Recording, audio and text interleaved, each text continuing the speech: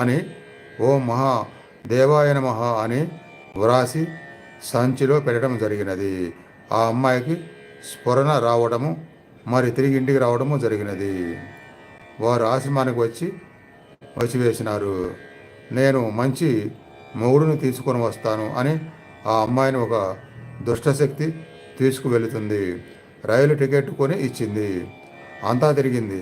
ఆఖరిలో బాపట్లో ఉండగా ఈ దుష్ట విషయము స్వామీజీ జ్ఞాన నేత్రంలోనికి ఎప్పుడు వచ్చిందో ఠక్కున అక్కడ ఉండే శిష్యునకు ప్రేరేపించడము, పర మంత్ర యంత్ర తంత్ర విభేదిని అయిన స్వామి మహాదేవానంద అని వ్రాసి ఆమె సూట్ కేసులో పెట్టడము జరిగినది. వెంటనే ఆమె స్ఫురణకు రావడము, ఆమె తిరిగి ఇంటికి రావడము అన్నీ జరిగినాయి. అంటే ఇది మా గురువు గారు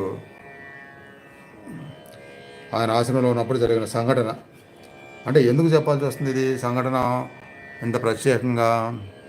అంటే అలాంటి కొందరు చేస్తారు. చేసినా సరే ముందు నుంచే శ్రీ లలితమ్మ వారిని మన మనసులో ఉంచుకుంటూ ఉంటే కనుక, ఆ స్మరణ అప్పుడప్పుడు చేస్తూ ఉంటే కనుక, ఆ స్మరణే అలాంటి వాటన్నిటిని రాకుండా చేస్తుంది. ఒకవేళ ప్రమాదవశాత్తు అనుకోకుండా అలాంటిది ఏదైనా ఎవరైనా ఏర్పాటు చేస్తే వాటి నుంచి బయటపడేటట్టు చేస్తుంది అనేది ఇక్కడ అందరికీ తెలియడానికి ఈ ఉదాహరణ అన్నమాట. మన గురుదేవులు ఎటువంటి మహనీయులో తెలుసుకొని ఆయన చెప్పే విషయాలు విని ఆచరించి తరించుదాము. దుష్ట మంత్రాలు, దుష్ట యంత్రాలు, దుష్ట ప్రయోగాలు ఎవరైనా చేసినారా? అవి మా దృష్టికి వచ్చి వేసినాయా? నీకే ఏకభక్తి ఉన్నదా? నీకు రక్షణ జరిగి తీరుతుందన్నమాట. ఇది ఇది ఇది నేను ఎంతో ప్రాధాన్యతగా ఈ ఛానల్ మొదలైన మొదటి రోజు నుంచి చెప్తున్నాను. ఏం చెప్తున్నాను? నీకే ఏకభక్తి ఉన్నదా? నీకు రక్షణ జరుగుతుందన్నమాట. అంటే ఏదైనా జరిగినప్పుడు, ఇబ్బందులు వచ్చినప్పుడు ఎవరి దగ్గరకు పరిగెత్తి అది ఎంత మాత్రం అయిద్దో, వాళ్ళు మోసం చేస్తారా, నిజంగా వాళ్ళ దగ్గర శక్తి ఉందా లేదా, వాళ్ళు అంత డబ్బు తీసుకొని తీరా ఏం జరగకపోతే అదొక పెద్ద దిగులు అయిపోద్ది మరలా. అందుకని అలా ఒక చెడును పోగొట్టే ఏ మంత్రగాళ్ళ దగ్గరికి చేతబాటులు చేస్తే అది విరుగుడి కోసం మరొక మంత్రగాడి దగ్గరికి వెళ్ళాల్సిన పనే లేదు. మీలో సంపూర్ణమైన నమ్మకం, మీలో స్మరణ, మీలో భక్తి ఉంచుకుంటూ ఉంటే చాలు. అప్పుడు ఎవరి దగ్గరికి వెళ్ళకుండా ఆ అమ్మాయి కాపాడుతుంది. ఎంతోమంది అంటారు, మాకు చేతబడి జరిగింది, కట్లు వేశారు, మీరు విప్పుతారా, నన్ను కూడా అడుగుతూ ఉంటారు. నేను అదే చెప్తాను, సరే ఒకసారి మీ ఒక్కరి కోసం మా టైం అంతా స్పెండ్ చేసి మీ మీద దృష్టి పెట్టి అందరినీ మర్చిపోయి మీకోసం మేము చేసే బదులు అది పెద్ద కష్టమేం కాదు. మీరే సాధన మొదలుపెట్టండి, మీరే నా ఆధ్వర్యంలో ఆ శక్తిని తెచ్చుకోవచ్చు, మీరే భక్తిని పెంచుకోవచ్చు, నమ్మకాన్ని పెంచుకోవచ్చు. అప్పుడు ఇక అలాంటివి జీవితంలో జరగకుండా ఉంటాయి. ఎందుకంటే జీవితం అనేది మీకు ఒకటి సంఘం జరిగిందని ఇది పోతే మరొకటి జరగదని గ్యారంటీ ఏమీ లేదు కదా. కాబట్టి ఏది జరిగినా సరే ఆ తిప్పి కొట్టగలిగే శక్తిని మీరే తెచ్చుకోవచ్చు.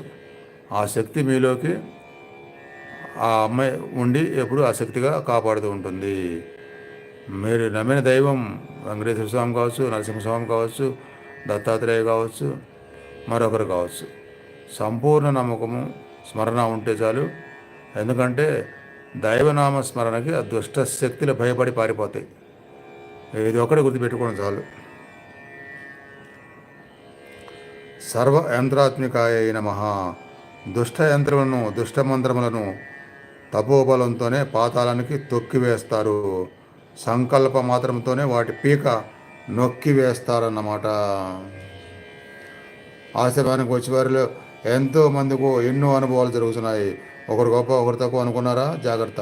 మనమందరం ఒకటే, మనమందరము సోదరులమే. ఈ విజ్ఞానం మీలో ఉండవలను, ఆత్మభావన ఉండాలి. ఈ విశ్వంలో ఎన్నో దుష్టశక్తులు ఉన్నాయి. చెడుకు ఎక్కువగా ఉన్నాయి, మంచికి తక్కువగా ఉన్నాయి. ప్రతిదానికి దుర్వినియోగం చేసేదానికి ప్రపంచం ఆమోదిస్తుంది. సద్వినియోగానికి తక్కువ మంది వెళతారు.